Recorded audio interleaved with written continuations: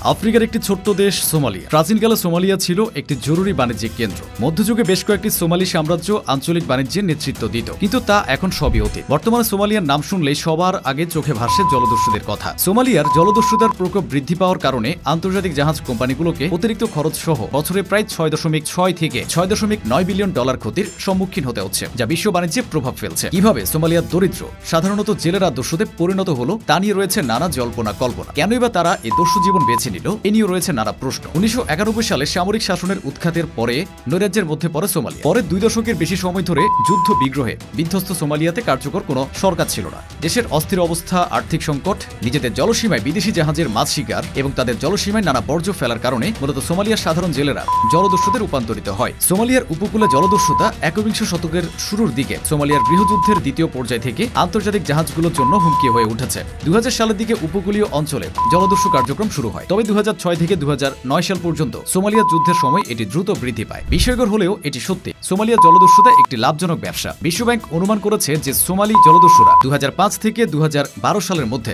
মুক্তিপণ হিসেবে 40 কোটি ডলারেরও বেশি অর্থ পেয়েছে। এখন প্রশ্ন হচ্ছে, সোমালিয়ার মতো এমন দরিদ্র একটি দেশ কিভাবে এত বড় বড় সব জাহাজ বাগিয়ে নেয়, আর এর পেছনে এত বড় কর্মযজ্ঞের অর্থায়নই কোথা থেকে আসে? ভয়ঙ্কর সত্যিটা হচ্ছে, এর পেছনে দাঁড়িয়ে আছে বিভিন্ন দেশের ব্যবসায়ী থেকে রাজনীতি মহলের রথী মহারথীরা, এবং তারাই সোমালিয়ার জলদস্যুদের আড়াল থেকে অর্থায়ন করে থাকে। জলদস্যুরা যাদের কাছ থেকে অর্থায়ন পায়, তারা পাইরেসি নেটওয়ার্কের মাঝখানে দাঁড়িয়ে আছে। তাদের বলা হয় দ্য মানি কিংপংস। বিনিয়োগকারী এবং পাইরেসি ব্যবসার সবচেয়ে সুবিধাভোগী এই অংশটি গড়ে মোট মুক্তিপণের 30 থেকে 50% সংগ্রহ করে। এরা পৃথকভাবে বা একটি দল হিসেবে কাজ করে। দর্শক, সোমালিয়া জলদস্যু হওয়ার পেছনে একটি গল্প রয়েছে। সোমালিয়া জলদস্যুরা শুরু থেকে জলদস্যু ছিল না, তাদের আগে পেশা ছিল মাছ শিকার করা। 1991 সালে দেশটিতে রাজনৈতিক অচলাবস্থা দেখা দিলে বিদেশি ট্রলারগুলো তাদের মাছ ধরার জায়গায় আনাগোনা বাড়িয়ে দেয়। সোমালিয়ানরা দেখে নিজেদের জলসীমায় মাছ দিন দিন কমছে, বড় বড় ট্রলার নিয়ে বাড়ছে বিদেশিদের আনাগোনা। অন্যদিকে সোমালিয়ার জেলেরা অতি দরিদ্র, তাদের কাছে আছে নিজেদের বোনা জাল আর ছোট নৌকা, তাই তাদের মাছের পরিমাণ দিনকে দিন কমছিল। এমনকি সোমালিয়ার জেলেরা কাছাকাছি চলে গেলে ভিনদেশি মাছ ধরার ট্রলারগুলো থেকে গুলি করা হতো। তাছাড়া তাদের জলদস্যু হয়ে ওঠার পেছনে আরেকটি বড় কারণ, ইউরোপীয় জাহাজ থেকে সোমালিয়ার জলসীমায় তেজস্ক্রিয় পদার্থ ফেলা হতো। তারা সুযোগ বুঝে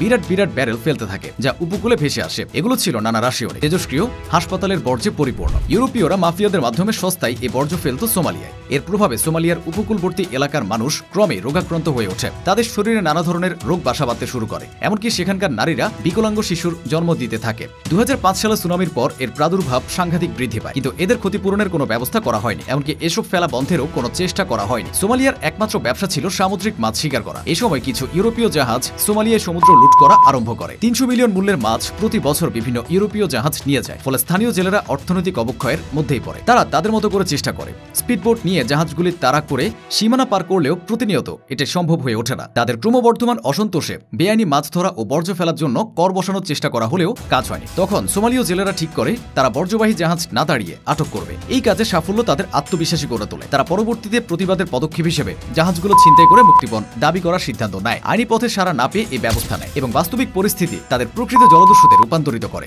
যথেষ্ট সামুদ্রিক জ্ঞান থাকায় তারা জলদস্যু দল গড়ে তোলে। সেই সময় থেকে তারা ধীরে ধীরে অত্যাধুনিক প্রযুক্তি ও স্বয়ংসম্পূর্ণ অস্ত্রের ব্যবহার শুরু করে। অপহরণ এবং মুক্তিপণ বিশেষজ্ঞদের মতে, সোমালি জলদস্যুদের দ্বারা একটি জাহাজ জব্দ করার কয়েক মিনিটের মধ্যে জাহাজের নাবিকরা তার কোম্পানির সদর দপ্তরকে সতর্ক করে। সেখানে কর্মকর্তারা কোম্পানির বীমাকারীকে ডাকেন। ইন্স্যুরার তারপর একটি রেসপন্স কোম্পানির সঙ্গে চুক্তি করেন। এক্ষেত্রে লন্ডনের কন্ট্রোল রিস্ক বা হিউস্টনের এএসআই গ্লোবালের মতো বেসরকারি সংস্থার নাম উল্লেখ করা যেতে পারে। সাধারণত জিম্মি পরিস্থিতিতে অভিজ্ঞ সাবেক সামরিক কর্মীরা এখানে কর্মরত থাকেন। এই কোম্পানিগুলো অপহরণকারী বা জলদস্যুদের সঙ্গে আলোচনা শুরু করে। যেহেতু সোমালিয়া জলদস্যুরা শুধু অর্থের জন্য জাহাজ অপহরণ করে থাকে, তাই আলোচনা একটি বিষয়কে কেন্দ্র করা হয়, তা হলো মুক্তিপণের পরিমাণ। এক্ষেত্রে জলদস্যুদের পক্ষ থেকে একজন নেগোসিয়েটর বা আলোচক নিয়োগ পান। আলোচনা কয়েক সপ্তাহ থেকে কয়েক মাস ধরে চলতে পারে। জলদস্যুদের সঙ্গে জিম্মি আলোচনা এত বেশি সময় নেয় কারণ শিপিং কোম্পানি যদি অবিলম্বে মুক্তিপণ দিতে রাজি হয়, তাহলে জলদস্যুরা আরো বেশি মুক্তিপণ চাইবে। কোম্পানির মূল কাজটি হলো জলদস্যুদের বোঝানো যে কোম্পানির কাছে তাদের অর্থ প্রদানের জন্য কোনো অর্থ নেই। দর কষাকষির পর মুক্তিপণের পরিমাণ নির্ধারণ হয়ে গেলে নগদ পরিমাণটি